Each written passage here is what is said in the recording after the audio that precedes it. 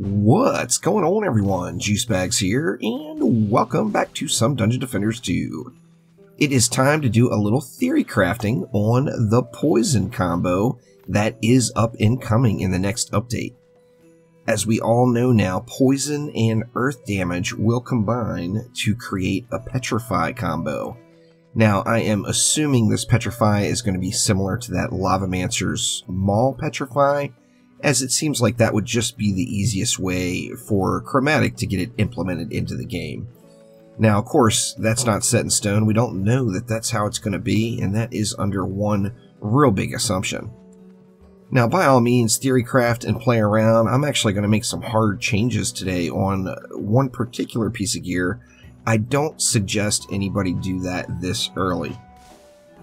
The big reason is we just don't have all the info yet. I'm willing to take a leap of faith here, and a lot of y'all know I pull the trigger pretty early a lot of times, sometimes a little too early, and I am going to do that again today. Now, once again, don't repeat this, don't do it. Do not try this at home, folks, as it could end up just being a huge waste of resources. Now, the very first thing I want to look at is the Proton Beam.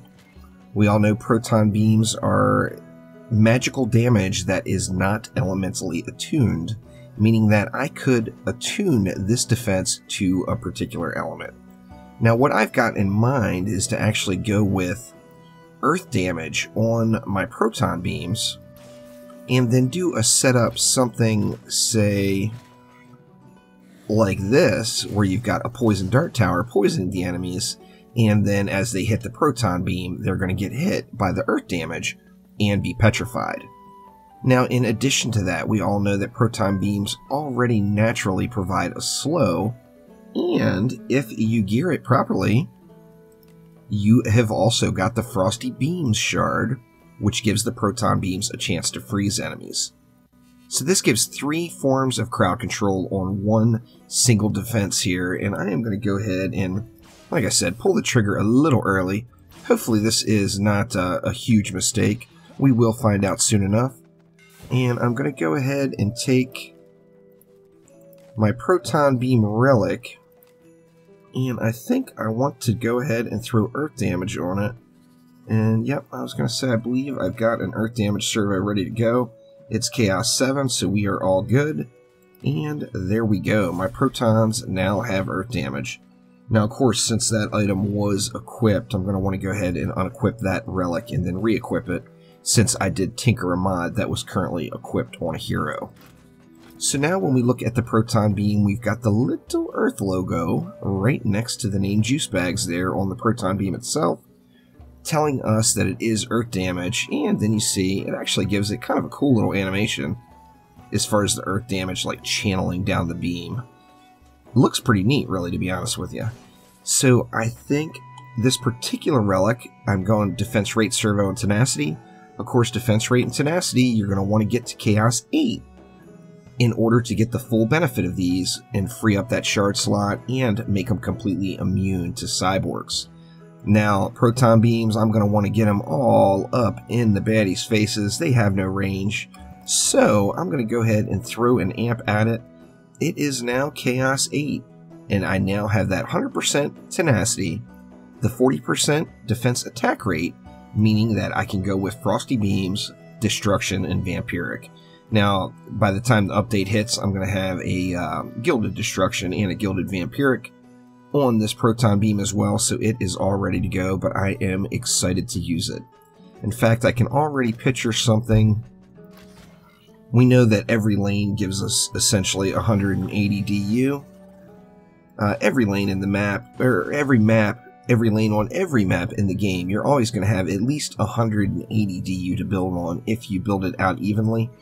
And that would allow us to do something, say, like this pretty darn easily, and go with 180 DU setup that has that petrify, plus has a massive amount of damage in the mix as well. 180 DU there, so it's 2 Flame Auras, 2 Proton Beam Strings, and that PDT. We could also even take that one step further and get all of this stuff with buffed with Destructive Pylon As a lot of you know, I like to put Destructive Pylon on my Lightning Strike aura there. Now that is buffing all these Protons and that Flame aura, giving me a nice bit of damage out of absolutely everything on the map. And then of course we know the upgrade value of Proton Beams is very, very strong. So if you upgrade those all the way to the top, you're going to end up getting really nice damage out of them. And that's an easy 170 DU setup with 3 different forms of crowd control in that lane. So we're going to have the Petrify, we're going to have the Slow from the Proton Beams, and then we're going to have a chance to freeze any enemies. And this setup alone, I can really see just completely automating quite a few lanes in the game. Now there's one other thing I'm super curious about, and I haven't done enough testing yet to really dial it in, and I won't make any massive changes with this particular hero until the update actually gets here. But we all know about the Mystic. She is mean, she is good, she is amazing. Some of the absolute best crowd control in the game, and I can see that getting just exceptionally stronger with the next update. As we all know, the Shadow Flame Knife has a unique passive on it that's locked, which at 7 out of 10 here, it's allowing secondary attacks to fire a Shadow Flame Knife, dealing 40% hero damage as magic damage. Daggers bounce up to 5 times. Now obviously I would want to get this upgraded all the way to 10 out of 10 to get the maximum value out of it, but it plays very, very nicely with the Serpent's Kiss Glove Shard. Secondary attacks inflict poison on enemies, dealing 250% of hero health as damage per second for 5 seconds. Now, 250% of your hero health is not exactly a massive number. It is going off the hero health stat, not your actual hero health.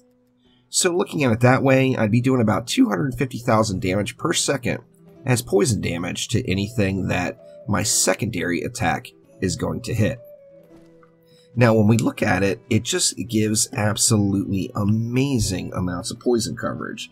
So if we just go ahead and spray into the dummies down here for a second, we can look around and we can see that every dummy here in the area, including this one over here, is inflicted with poison damage. Meaning that all I would have to do is have some earth damage somewhere in this mix to proc that new combo, that new Petrify combo. Now, of course, my question is, and I'm not going to bother with this until we get closer to the update as far as moving anything around, but one of the big questions I have is, what if I put earth damage in that last Shadow Flame Knife slot, and then all of these bouncing daggers have earth damage, so the first hit would poison the enemy, the second time one of these daggers hit, it would petrify the enemies. That is just would lead to an amazing amount of crowd control in a lane. When you combine that with Call to Madness, oh my gosh, good things are going to happen, and that lane is going to be shut down like you would not believe, no doubt about that. So that's 2 thoughts I've had so far on theory crafting for the new Petrify combo that's coming in Dungeon Defenders 2. Let me know down in the comments below any thoughts you have, what you're excited about trying out.